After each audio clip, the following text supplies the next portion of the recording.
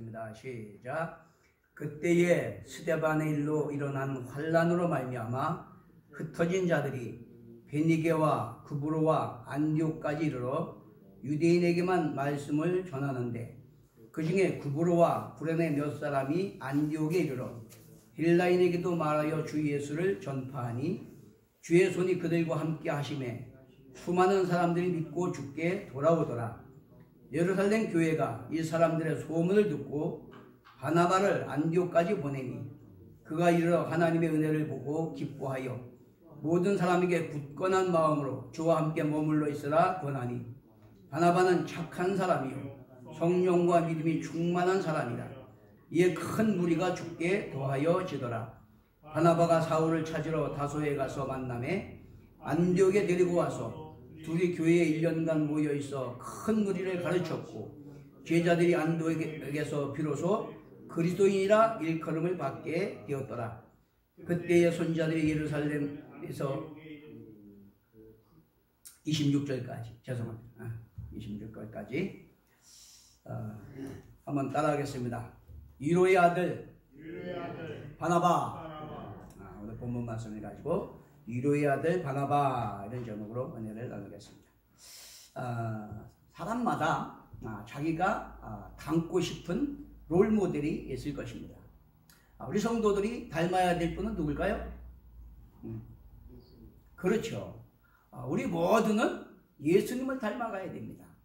자, 그런데 예수님 말고 성경에서 다른 인물 중에서 저는 개인적으로 바나바를 롤모델로 삼고 있습니다. 왜냐하면 사람은요, 자기 삶에 어떤 의미와 가치를 부여할 수 있느냐에 따라서 그 사람이 보람있고 행복하기도 하고 공허하고 허탈하기도 한 거예요. 그런데 바나바는 아주 정말 하나님의 통치 아래서 하나님의 뜻대로 하나님의 명령을 따라 하나님 사랑, 이웃 사랑을 삶으로 실천한 그런 위대한 인물이다 라고 하는 것이죠. 본문 11장 24절에 보면 바나바는 착한 사람이요 성령과 믿음이 충만한 사람이더라. 이에 큰 무리가 주께 더하여 지더라.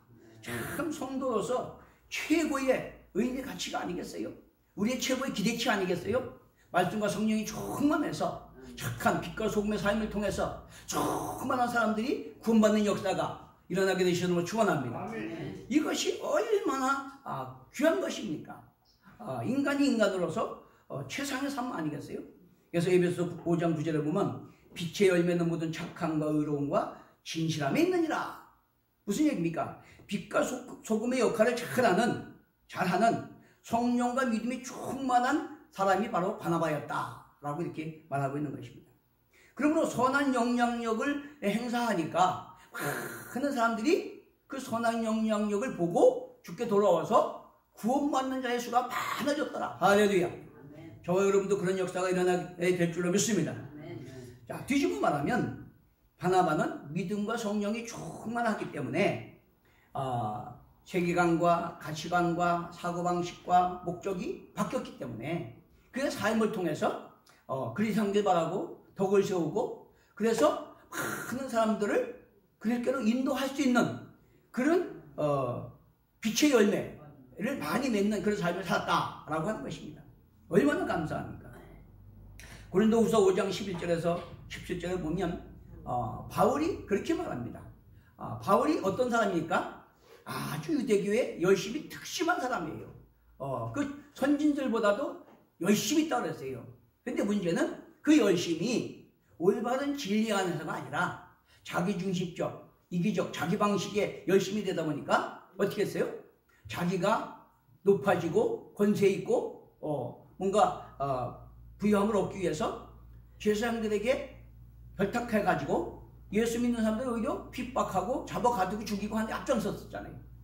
자, 그런데 다메섹 도상에서 부활하신 주님을 인격적으로 만나고 성령으로 충만하게 되다 보니까 이게 육의 사람이 영의 사람으로 거듭나게 됐다는 거예요. 사람이 육의 사람에서 영의 사람으로 거듭나니까 그 증거가 뭡니까? 관점과 사고방식이 바뀌는 거예요. 보는 게 달라지고 생각하는 게 달라지고 추구하는 가치와 목적이 달라졌다 그런 말이죠. 자, 그런 걸로 말미암아 거듭나니까 보고 생각하는 관점과 사고 방식이 바뀌었다고 말하면서 그런즉 누구든지 그리스도 안에 있으면 새로운 피조물이라 이전 것은 지나갔으니 보라 새 것이 되었도다 라고 말씀하고 있는 거예요. 우리가 정말 예수님을 바로 믿고 진리를 바로 깨달았다면 우리는 육의 사람에서 영의 사람으로 거듭나야 되고 이전에 세상적인 풍속과 육신의 타락한 본성적 욕망을 따라 살던 사람이 이제는 성경적인 세계관과 가치관과 사고방식을 가지고 하나님 통치 아래서 내게 원하시는 그 하나님 뜻을 따라서 그 나라 그를 먼저 구하는 삶을 살게 되는 걸 믿게 되시길 바랍니다. 생물학적 유형론을 제창한 한스 아이젠크라고 하는 그 사람의 보고에 의하면 사람이 정서적인 문제를 겪고 있을 때에 정신분석가를 찾아가는 사람들 가운데 1년이 지나서 회복된 자가 44%라고 합니다.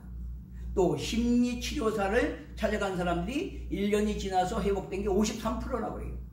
근데 정신과 의사를 찾아간 사람들은 회복된 것이 61%다 이렇게 보고를 합니다. 자, 그런데 놀라운 것은 이런 심리적 정서적 장애를 겪은 사람이 전문가의 도움을 받지 아니한 사람들은 73%가 1년 안에 회복됐대요. 아이러니 아닙니까? 이렇게 정신분석가, 심리치료사, 정신과 의사를 찾아간 사람은 44%, 53%, 61%가 회복되었는데 그런 전문가의 도움을 받지 않은 사람, 스스로 회복된 사람이 73%래요. 심리적 정서적 장애를 겪고 있는 사람들이 전문가의 도움을 받지 않은 사람이 받은 사람보다도 오히려 더 많이 회복됐고 받은 사람이 오히려 증상이 더 오래 갔다. 그걸 얘기하고 있는 거예요 지금. 그는 왜 그러냐 하는 것을 전문 치료사와 상담사들이 정신적이고 심리적인 모든 문제의 원인을 단순히 과거의 사건들과 상처들에서 찾으려고 하고 그래서 인간이란 과거에 의해서 미래가 사전에 결정되는 사회적으로 조건화된 피조물에 불과하다라고 이렇게 보기 때문이다라고 그렇게 해석을 합니다. 무슨 얘기냐면 예를 들어서 모든 개인의 문제는 어렸을 적에 배변 훈련을 잘못한 결과다. 이 심리학에서 그런 얘기를 하거든요. 그런 류의 그런 해석이 그게 그거보다 훨씬 복잡하고 영적이고 인격적인 인간을 잘못 해석한 거다 그런 말이죠. 그러나 인간은 일부 조건들에 의해서 운명이 미리 결정된 피조물이 아니라 오히려 인간은 행동을 수정함으로써 자신을 새롭게 변화시킬 결정을 내릴 수 있는 무한한 가능성이 있는 존재다라고 이렇게 말을 합니다. 요즘에는 이제 좀 더 폭넓고 깊이 연구를 해서 그래서 정신적이고 또 영적인 그런 부분까지 터치하는 오은영 박사 같은 그런 심리 학자들도 많아요. 그렇기 때문에 많은 도움이 된다고 합니다. 자, 근데 중요한 것은 뭐냐면 독일의 세계적인 뇌과학자 게랄트 슈터 교수는 그렇게 말합니다. 망아지와 어린아이를 뇌 구조를 연구했더니 짐승은 뇌의 뉴런 조직망이 환경의 자극을 받으면 자동적으로 짐승처럼 살아가도록 그렇게 조직망이 돼 있대요. 태어나면서부터. 그런데 어린아이는 그런 뇌의 뉴런 조직망이 없다는 겁니다. 오직 관계와 교육을 통해서 인성이 형성되고 완성된다는 거예요. 놀랍지 않습니까? 이게 벌써 짐승과 인간은 차별화되는 거예요. 여기 나는 개나 돼지나 늑대나 이런 짐승하고 똑같다. 그렇게 생각하는 사람 있습니까? 여러분, 인본주의, 진화론적 인본주의는 사실 진화돼서 조금 더 우리가 고등동물일 뿐이지 짐승과 똑같다. 그렇게 말을 해요. 이론적으로. 근데 그 사람한테 가서 당신은 뭐 개나 소나 돼지나 똑같은 사람이네. 그러면 그거 받아들일 사람이 있어요? 다 화냅니다. 여러분, 그거는 자기 기만이고 착각이에요. 여러분, 인간은 모든 면에 있어서 짐승과 차별화된 존재입니다. 하나님이 성경이 말하지만 유일하게 인간은 하나님 형상대로 지음받은 영적 인격적 존재라고 말하고 있어요. 자, 그런데 그게 어떻게 증명됩니까? 늘 말씀드리지만 인간은요 역사 이래로 신을 찾지 않은 적이 없어요. 애니미즘이나 토테미즘이나 샤머니즘이나 절대주의나 오늘날 다원주의가 이르기까지 인간 어떤 방법으로든 신을 찾았어요.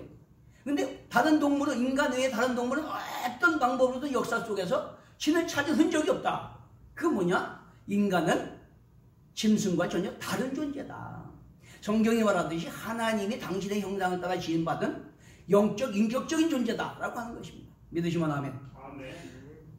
여러분, 해가 왜 해바라기가 왜 해를 쳐다볼까요?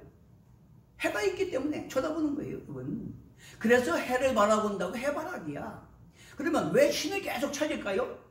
신바라기야. 우리는 하나님 형상을 닮은 영적인 존재이기 때문에. 믿습니까? 인간은 영혼이 없다면 신을 찾을 이유가 없어요. 짐승이 어디 신 찾는 흔적이 있습니까? 없습니다. 자, 인간에게는 결정적으로 태어나서부터 형성되어 있는 신경망이 없다라고 이 뇌과학 박사는 주장을 해요. 따라서 뉴런의 연결 패턴이 형성되는 과정에서 사람과 관계를 맺고 있는 유무의한 그런 상대가 매우 중요한 영향력을 끼친다라고 말합니다. 그렇기 때문에 인간은 만남이 중요합니다. 만남. 부모를 잘 만나야 되고, 그렇죠? 이웃을 잘 만나야 되고, 또 멘토를 잘 만나야 되고, 뭔가 이 만남 속에서 그 사람의 인성이 형성되는 거예요. 그렇기 때문에 그 하나님의 형상을 닮은 무한한 가능성이 있는 존재는 예수님을 만나고 좋은 부모를 만나고 좋은 멘토를 만날 때 전혀 새로운 인생을 살아갈 수 있는 그런 무한한 가능성이 있는 존재라는 걸 깨닫게 되시길 바랍니다. 자, 그러므로 동물들과 달리 인간은 폐쇄적 구조나 타고난 행동 패턴, 특화된 인지 능력, 정해진 태도를 갖고 있지 않다는 거예요. 그러므로 어떤 부모, 어떤 사람을 만나느냐, 그 관계가 그 사람을 변화시키는 결정적인 요인이 된다라고 말하는 겁니다. 우리가 잘 아는 바울이 사실 예수님을 만나기 전에는 불안당이었잖아요. 쉽게 말하면 자기 출세를 위해서 그 하나님 뜻대로 사랑을 실천하며 살려고 하는 예수 믿는 사람들을 핍박하고 잡아가두고 죽이기 위해 앞장섰잖아요. 근데 예수님을 만나니까, 부활하신 예수님을 만나니까 인생이 180도 변화된 걸 믿게 되시기 바랍니다. 자, 그런데 놀라운 사실은요, 그 바울이 변화되는데 예수님만 만난 게 아니에요. 예수님만 만난 게 아니에요. 예수님 만나서 자기가 뭔가 지금까지 잘못 알고 있고 잘못 생각하고 잘못 보고 있었다는 걸 깨달은 건 맞습니다. 이 사람이 영의 사람이 된 건 맞습니다. 그런데 사람들이 그 사람을 뭘로 알았어요? 교회를 핍박하고 예수 믿는 사람을 잡아 죽이는 자로 알고 있었다 그런 말이에요. 그렇기 때문에 그가 예수님을 만났다 해도 다 꺼리고 멀리 했어요. 아무도 상종을 안 했습니다. 그래서 자기 고향 다소에 가서 있었어요. 근데 놀랍게도 바나바를 만남으로 말미암아 그 바울이 위대한 생애를 살아가게 된 걸 믿게 되시길 바랍니다. 이게 중요한 거예요. 이게 중요한 거예요. 이탈리아 철학자 조반니 피코델라 미란돌리라고 하는 사람은 인간의 존엄성에 대한 연설에서 그렇게 말합니다. 인간에게는 스스로 주의를 짐승의 수준으로 낮출지 혹은 신의 수준으로 끌어올릴지는 자신의 선택에 달려있다 라고 이렇게 강조를 했습니다. 이해되십니까?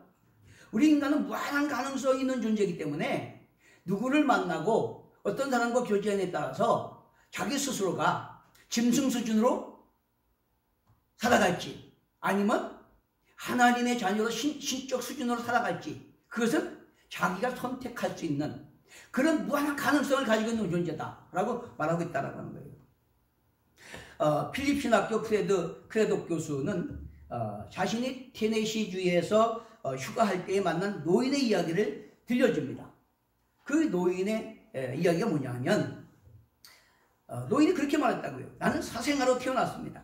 나는 우리 아버지가 누구인지도 알지 몰랐고 그것 때문에 무척이나 힘들었습니다. 왜? 학교를 가든지 마을을 지나가든지 사람들이 다 이상한 눈으로 안쓰럽게 쳐다보면서 비아냥거렸다는 거예요. 너는 누구니? 네 아버지는 누구니? 그렇게 하면서 비아냥거렸다는 겁니다. 그렇기 때문에 마음의 상처가 되니까 아무도 만나지도 않고 혼자 지냈대요. 그래서 친구도 없었답니다. 외롭고 고독하고. 자, 그러던 어느 날 마을에 교회에 목사님이 새로 오셨는데 주변 사람들이 수근수근 하더래요. 새로운 목사님이 얼마나 훌륭하신지 모른다. 그래서 자기는 교회 가본 적이 없는데 호기심이 생기더래요. 그래갖고 이제 늦게 예배 다 시작했을 때 즐거이 가서 예배를 드렸대요. 근데 그날 아주 좋은 인상을 받았답니다. 그래서 호감을 사가지고 자기도 모르게 예배 시간마다 갔어요. 예배 시작하면 들어갔다가 예배 끝나기 전에 몰래 먼저 나오고 그렇게 했습니다. 자, 그러다가 오늘날 그 말씀에 푹 빠져가지고 너무 은혜를 받으니까 먼저 나가야 된다는 생각을 잊어버렸어요. 그래 있다 보니까 벌써 목사님 축도하셔. 깜짝 놀래가지고 빨리 나가려고 그러다 보니까 이미 통로에 사람들이 꽉 차가지고 먼저 빠져나갈 수가 없어요. 그래서 나가는데 어떤 육중한 손이 어깨에 탁 올라오더라는 거예요. 그래서 이렇게 올려보니까 덩치가 큰 목사님이 내려다보면서 꼬마야 너 누구니? 네 아버지가 누구야? 그러더라는 거예요. 그러니까 이 아이가 그냥 주눅이 바짝 들었대요. 목사님도 내가 누군지 아버지가 누군지 묻는구나. 자, 그런 상황이 있는데 대답할 그런 기회도 주지 않고 목사님이 그러시더래요. 난 네가 누군지 안다. 그러더라는 거예요. 그러면서 서로 가족들은 닮기 때문에 알아보는 거야. 난 네가 누군지 알아. 너는 바로 하나님의 아들이야. 우리는 다 네 가족이야. 할렐루야. 그 말을 하더라는 거예요. 문제는 그 말을 듣고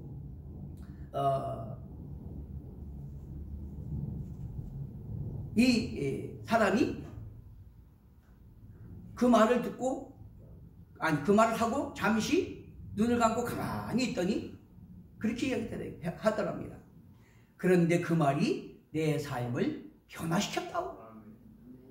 자, 그래서 이제 그 노인이 지나가고 나니까 웨이트가 쫓아와가지고 말을 하더라는 거예요.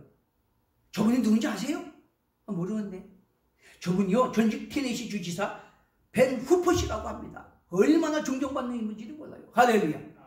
여러분, 그렇게 열등감과 피해의식에 아무도 만나지도 못하고 그런 절망적인 삶을 살던 이 벤 후퍼가 그 교회에 나가서 목사님을 만나고 예수님을 만나고 하나님의 아들이 되니까 존재가 변하고 삶이 변하고 위대한 인물이 된 걸 믿게 되시기 바랍니다. 할렐루야. 이게 중요한 거다 하는 것입니다. 여러분, 요한복음 1장 12절에 영접하는 자 곧 그 이름을 믿는 자들에게는 하나님의 자녀가 된 권세를 주셨으니, 로마서 8장 17절에 자녀이면 후사 곧 하나님의 후사요 그리스도가 함께한 후사니. 우리는 하나님의 자녀고 천국 기업의 상속자인 걸 믿게 되시기 바랍니다. 뿐만 아니라 이사야 43장 4절을 보니까 하나님이 우리를 보배롭고 존귀하게 여기시고 사랑하신다고 말씀합니다. 할렐루야. 그러니까 우리가 예수님을 만나면 우리의 자존감이 새로워지고 자화상이 변하고 세계관이 바뀌고 사고방식이 바뀌고 목적이 바뀌는 걸 믿게 되시기 바랍니다. 그래서 내가 예수님을 만나고 또 그 하나님의 백성을 만날 때 존재가 변하고 삶이 변하고 내 삶이 창조적인 위대한 생으로 바꿔지는 역사가 일어나는 걸 믿게 되시기 바랍니다. 그렇기 때문에 우리는 좋은 부모, 좋은 이웃, 좋은 사람, 좋은 교회, 좋은 목사님, 좋은 성도들을 만나야 되는 걸 믿게 되시기 바랍니다. 이게 굉장히 중요한 거예요. 예수님을 만나면 육의 사람에서 영의 사람으로 거듭나고 세계관과 사고방식이 바뀌고 그렇게 되니까 자존감, 자화상이 새롭게 되고 목적과 방향성이 새로워지게 되니까 새로운 능동적이고 창조적인 삶을 살아가게 되는 걸 믿게 되시길 바랍니다. 그러므로 오늘 함께 우리가 나누고자 하는 이 본문은 예수님을 만나고 믿음과 성령이 충만하니까 완전히 존재가 새로워져 가지고 위대한 생을 살아간 바나바에 대해서 우리가 묵상해 보고자 하는 거예요. 여러분 성경에 나오는 인물 중 바나바만큼 매력 있고 영감을 주는 그런 인물도 드뭅니다. 자, 사람의 이름도 참 중요해요, 그죠? 근데 이 바나바라는 이름의 뜻이 뭐냐면 위로, 격려의 아들 그런 뜻이에요. 위로하고 격려하는 아들이래요. 얼마나 멋집니까? 그렇죠? 저는 이름이 근설, 뿌리 근자, 말씀설자예요. 이단들하고 싸우는데 이단이 그러더라고. 이름자를 뿌리 근자, 말씀설자 쓰는 경우는 처음 봤대요. 근데 당신은 목사될 운명인 것 같다고. 뿌리 깊은 말씀. 그러더라고. 그 듣기는 싫지않대. 근데 실질적으로 집사 때 그렇게 싸웠는데 실제로 목사가 됐잖아. 참. 근데 이 이름의 뜻이 위로 격려의 아들이라는 뜻인데 사실 바나바는요 성경에서 3번밖에 안 나와요. 사건이.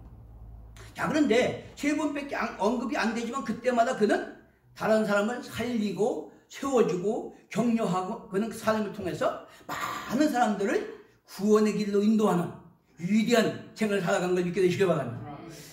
여러분, 위대한 삶이라는 것은 지위가 높다고 권세가 높다고 명성이 높다고 그런 위대한 삶이 되는 게 아니에요.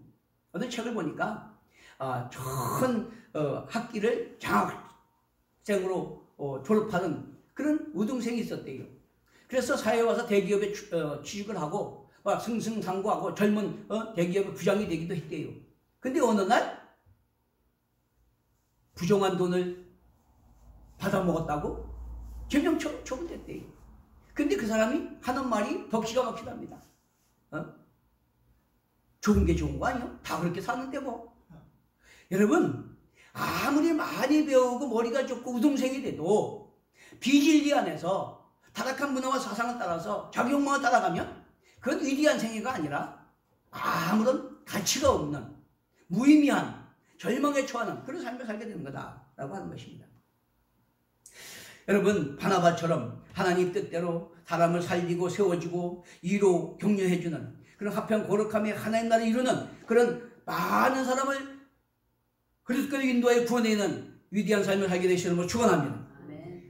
오늘 이 본문에서 보면 바나바는요, 첫 번째, 자기 소유를 팔아서 공생 평화를 추구합니다. 자기가 거듭나고 존재가 새롭게 되다 보니까 사고방식이나 관점이나 가치관이 바뀌었어요. 그래가지고 하나님의 주권을 인정하고 하나님 뜻대로 하나님의 영광을 위해서 하나님 사랑, 이웃사랑을 실천하고자 자기 밭을 팔아다가 사도들 앞에 갖다 놓고 가난하고 불쌍하고 어려운 사람들을 구제하게끔 그렇게 했습니다. 놀랍지 않습니까? 여러분, 사도행전 4장 36절 37절에 보면 교회 공동체 공생평화 거룩 하나님 나라를 위해서 자기 밭을 팔아서 바쳤다고 그랬어요. 근데 초대교회는 경제적으로 굉장히 어려웠습니다. 그걸 어떻게 할 수 있냐면 바울 사도가 전도여행을 가면 전도여행 가서 항상 강조하는 게 뭡니까? 구제헌금이에요. 구제헌금을 받아가지고 어려운 교회에 가서 나눠주는 그 사역을 했습니다. 그렇기 때문에 그 당시에는 유대인들이 로마 속국이었으니까 경제적으로 많이 어렵기 때문에 이방인들 교회에서 그걸 헌금을 해가지고 유대인 교인들에게 구제하는 그런 형편이었거든요. 자, 그런 어려운 상황에서 이 바나바가 자기 밭을 팔아가지고 구제를 했다 그런 말이죠. 왜? 자기만 잘 먹고 잘 사는 게 아니라 하나님 뜻대로 한 통째가 사랑, 공의, 정의, 화평, 거룩함의 공상, 평화를 이루기 위해서 그렇게 자기를 헌신하는 섬김의 삶을 살았다고 그런 말이에요. 여러분, 누가복음 19장 1절에서 8절에 보면 삭개오가 예수님을 인격적으로 만난 후에 가장 먼저 한 게 뭔지 아십니까? 여러분 아세요? 삭개오가 예수님을 인격적으로 만나고 고백한 첫 번째 말이 뭡니까? 내 소유 절반을 팔아서 가난한 사람에게 나눠주겠습니다. 여러분, 세리요, 자기 혈 쪽에 혈세를 받아가지고 자기 더 많이 받아서 자기도 떼어먹고 로마에도 바치고 그렇게 해서 돈 모은 사람이야. 근데 예수님 만나고 나니까 세계관이 바뀌고 관점이 바뀌고 가치관이 바뀌니까 자기 소유 절반을 가난한 사람에게 나눠주겠다 그랬어요. 이게 거듭난 사람입니다, 여러분. 사람이 거듭나면 존재가 새로워지는 거예요. 삶의 방식이 새로워지는 겁니다. 관점과 사고방식이 바뀌는 거예요. 마태복음 13장 44절에 천국은 마치 밭에 묻힌 보화를 발견하고 자기 전 소유를 팔아서 그 밭에 사는 사람과 같으니라. 무슨 얘기입니까? 우리가 예수님 만나고 성령을 거듭나고 하나님 약속 안에 구원의 확신을 얻게 되면 우리의 삶의 목적이 무의미하고 무가치고 썩어질 욕망을 위해서 쌓고 사는 게 목적이 아니라 하나님 뜻대로 하나님 나라 이웃사랑을 실천함으로 하나님 통째로 사랑 공의정의 합평 거룩함 하나님 나라를 이루는데 그 나라 그를 먼저 구하는 삶을 살게 된다 그런 말이에요. 얼마나 중요합니까? 저와 여러분도 이런 의미와 가치를 부여할 수 있는 신앙의 명가를 이루게 되시는 것을 축원합니다. 자, 둘째는 화평하게 하는 삶을 살았다라고 하는 것입니다. 화평하게 하는 삶. 25절 26절에 보면 바나바가 사울을 찾으러 다소에 가서 만남에 안디옥에 데리고 와서 둘이 교회에 1년간 모여있어 큰 무리가 가르쳤고 제자들이 안디옥에서 비로 그리스도인이라 일컬음을 받게 되었더라. 여러분, 바나바 서두에도 말씀드렸지만 바울은 모르는 사람이 없어. 아주 잔악하게 교회를 박해하고 잔해하던 사람이기 때문에 그래서 다 그를 두려워하고 거부하고 피했습니다. 그러니까 갈 곳이 없잖아. 자기는 거듭났지만 응? 성령 충만하지만 그래서 자기 고향 다소에 머물러 있었어요. 그런데 안디옥에 파송받은 바나바가 이 다소로 가서 사울을 만납니다. 그리고 권면해서 안디옥 교회를 데리고 와요. 그 안디옥 교회에서 1년 있으면서 같이 사역하고 성도들 가르치고 그렇게 하니까 그 사역에서 얼마나 그리스도의 행기가 나타나고 하나님의 영광이 드러나는지 많은 큰 무리들이 모였고 그들을 가르쳤더라 그랬어요. 그러니까 그때 최초로 그리스도인이라 라고 하는 칭호를 받았다는 거예요. 그리스도인이 뭐예요? 예수님을 배우고 담고 따라가는 자다 그런 말이에요. 그게 얼마나 위대합니까? 사울이 위대하게 쓰임받았지만 그것은 첫째 예수님을 부활하신 예수님을 만났기 때문이고 두 번째는 바나바가 그를 다 피하고 멀리하는 그를 데려다가 화평케 했기 때문에 같이 사역하고 하나님 나라를 위해서 동역했기 때문에 여러분 지금 우리는 이 바울이 책을 10여 권씩 성경을 서신서를 쓰고 했기 때문에 위대하게 보지만 인격적으로 보면 사실은 바울보다 바나바가 훨씬 신앙 인격적으로 훌륭한 사람이다 라고 하는 거예요. 그렇기 때문에 나는 바나바를 참 존중합니다. 그러므로 바나바가 바울을 세워줬지만 바울이 기독교 역사에 없어서는 아닌데 위대한 인물이 됐다 그런 말이죠. 그러니까 바울을 세워준 바나바가 더 크잖아요. 사실은 그렇지 않습니까? 바나바가 그를 세워줬기 때문에 바울이 그런 위대한 일을 했으니까 그런 화평케 하는 삶을 하게 되시는 축원합니다. 세 번째는 실패하고 넘어진 자를 일으켜 세워주는 일을 했다라고 하는 것이죠. 사도행전 13장 13절에 보면 바울의 전도 여행 때 이제 마가 요한이 같이 동행을 합니다. 근데 버가에 갔을 때에 너무 환경이 열악하고 막 핍박받고 고난받고 하니까 이 마가 요한이 건질 수가 없어가지고 이 버가에서 이제 떨어져 나가서 예루살렘으로 돌아갑니다. 그러니까 바울이 섭섭했던 거예요. 고난받는다고 해서 뒤로 물러가니까. 사도행전 15장 36절 39절에 보면 그 후에 이제 바울이 바나바하고 전도한 것을 돌아보러 가자고 했을 때 바나바가 그렇게 말합니다. 마가 요한도 데려갑시다. 그러니까 바울이 절대 못 데려간다 그랬어요. 그러니까 막 둘이 싸웠습니다. 그래서 결국 갈라졌어요. 바울은 실라를 데리고 가고 바나바는 마가 요한을 데리고 가고. 근데 놀라지 마십시오. 문제는 뭡니까? 이 마가 요한이 그렇게 실패하고 넘어졌지만 바나바가 다시 붙들어주고 이렇게 세워져서 동역했더니 후에 사복음서 중에서 가장 먼저 쓴 가장 중요한 마가복음을 이 마가 요한이 쓴 걸 깨닫게 되시기 바랍니다. 이게 얼마나 중요합니까? 이 마가복음이 사복음 중에서도 가장 먼저 쓰여지고 가장 중요한 책입니다. 근데 그게 누가 썼냐? 넘어진 자를 일으켜준 마가 요한이 썼다 그런 말이에요. 응? 마가 요한. 그러니까 바나바는 자기도 훌륭하지만 자기가 그렇게 화평케 하는 자로서 남들을 살리고 세워주고 붙들어주니까 바울도 위대하게 쓰임받았죠. 마가 요한도 마가복음을 쓴 정도로 그렇게 위대한 일을 감당한 그런 사람이 됐다라고 하는 것입니다. 여러분, 우리는 충성하고 헌신한다고 하지만은 내 생각대로 내 뜻대로 내 힘으로가 아니라 하나님 뜻, 하나님 나라, 하나님의 영광을 위해서 우리는 서로를 섬기고 세워주는 삶을 살아야 되는 걸 믿게 되시기 바랍니다. 여러분, 바울은요, 갈라디아서 6장 1절에 형제들아, 사람이 무슨 범죄한 일이 드러나거든 신령한 너희는 온유한 심령으로 그러한 자를 바로잡고 너 자신을 살펴보아 너도 시험을 받을까 두려워라. 그랬는데 결국 자기는 어떻게 했어요? 그가 넘어진 자를 붙들어줬습니까? 안 붙들어줬어요. 끝까지 반대했어요. 버렸어요. 쉽게 말하면 자기가 말한 대로 안 살았다 그런 말이에요. 이율배반적인 삶을 살았다 그런 말이에요. 근데 바나바는 그 믿음과 삶이 일치된 내 감정, 내 욕망, 내 뜻이 아니라 오직 하나님 뜻대로 하나님 사랑 이웃사랑 하나님과 수직, 인간과 수평관계, 화목하고 화평한 그런 삶을 사는 것을 믿게 되시길 바랍니다. 여러분, 큰 교회를 하고 많은 사람들을 가르친다고 해서 신앙의 인격이 훌륭한 건 아니에요. 하나님이 쓰시기 때문에 큰 일을 하고 많은 사역을 하지만 인격적으로는 형편없지는 않아요. 근데 큰 교회를 하고 뭐 큰 일을 안 하더라도 바나바처럼 정말 하나님 뜻대로 사람들을 살리고 세워주고 붙잡아주는 그런 위로 격려의 사람으로 정말 하나님 뜻대로 사역하는 자들이 있다는 걸 깨닫게 되시길 바랍니다.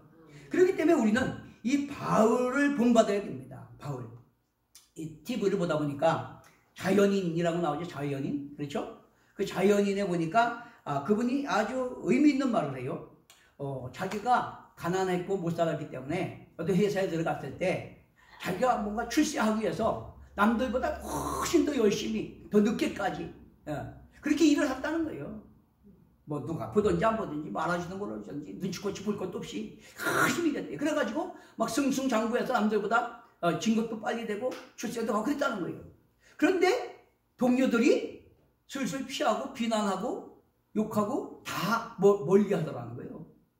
근데 결국은 뭐냐 하면 그렇게 하다가 건강도 잃고 버림도 받고 이렇게 됐다는 거예요. 그래서 산속에 들어와서 그러고 있다는 거예요. 여러분, 참 아이러니 하잖아요. 자기는 그렇게 열심히 남들보다 2배 눈치도 안 보고 죽기 살기로 성공하겠다고 일을 했는데 결국은 사람들에게 배신당하고 자기 몸 병들고 그래서 소외당하고 산속에 혼자서 이렇게 그렇게 살게 됐다는 말이죠. 여러분, 사람이 성공하고 싶지 않은 사람이 어디 있고 행복하지 하고 싶지 않은 사람이 어디 있겠어요. 그렇지만 욕심으로 되는 게 아닙니다.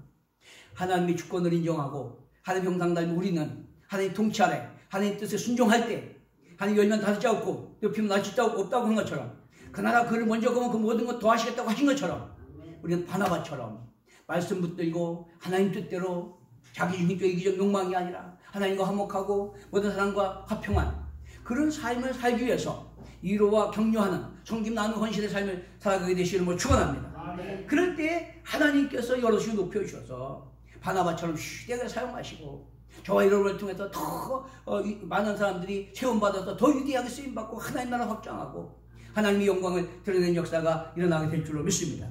그렇게 되시는 걸 축원합니다. 그러므로 너희는 그의 나라와 그를 먼저 구하는 것처럼 우리는 항상 내 중심적이 아니라 진리를 바로 깨닫고 하나님이 나를 향하신 뜻이 뭔가를 깨닫고 그 하나님의 뜻대로 내가 순종하고자 그렇게 애쓸 때 우리는 연약하지만은 하나님께서 저와 여러분을 통해서 그리 형들 바라게 하시고 옛 생명 흘러가게 하시고 그래서 살리고 치료하고 변화시켜 많은 영혼을 구원할 뿐만 아니라 주님 앞에 가서 기어보고 상받고 칭찬받는 삶을 살게 될 줄로 믿습니다. 아멘. 그렇게 되시는 걸 축원합니다. 네, 찬송하고 한번 기도하겠습니다.